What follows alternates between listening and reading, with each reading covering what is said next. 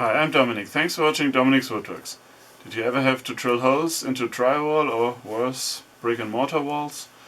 Then this is just for you. Well, that's the thing I used in the kitchen utensil build video, and several of you have commented that this should be easy to make out of wood. In today's Quick and Dirty, we'll do just that. For this project I once again dug into my scrap box and found these three pieces. A piece of floorboard, any other board would do too, a long piece of thin plywood, and a block that came from a pallet. For that block you could also laminate smaller pieces together. I used my bandsaw to cut the floorboard square, and while the camera had died, I cut a thin strip from the plywood. I then set the fence to the width of the square minus one width of the plywood, and cut 4 pieces of the latter to that dimension. These I can then windmill along the bottom side of the base to form a collar. Next I use a Forstner bit that has the same diameter as my shop vac hose and mark where I need to drill so I do not damage that collar.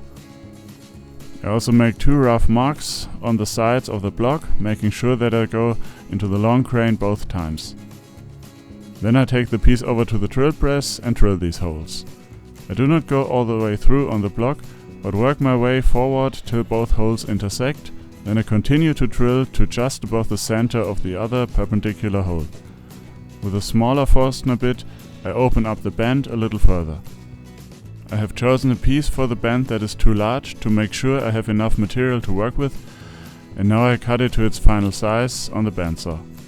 I also chamfer most edges, and I do so freehand on the bandsaw.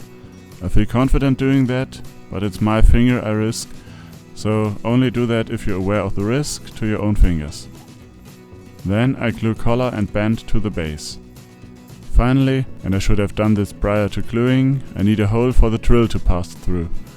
I'm using a 10mm breadpoint bit, mainly because the larger masonry bit I use are 10mm, and I cannot see me make larger holes anytime soon. And now for a test. First I drill a few holes without any dust collection. See, for my viewers I even ruin my shop wall. On the envelope I placed below you can see the amount of dust that came down. Now I use my shopmate attachment. With the shop vac turned on, the suction is enough to keep it on the wall. Drilling more holes and no dust left to fall down. And as soon as I turn off the shop vac, And here we are. It's a pretty simple build. I made mine from scraps, and it didn't take longer than, 20 minutes tops to cut the wood, and then the drying time for the glue. Although I'm really bad at estimating these numbers, but it is really easy to make. The hose doesn't really fit too snugly into here, but as soon as the suction's on, there's nothing getting this off the wall, except for, prying it off. So I hope you enjoyed this little build, and maybe this inspires you to make your own.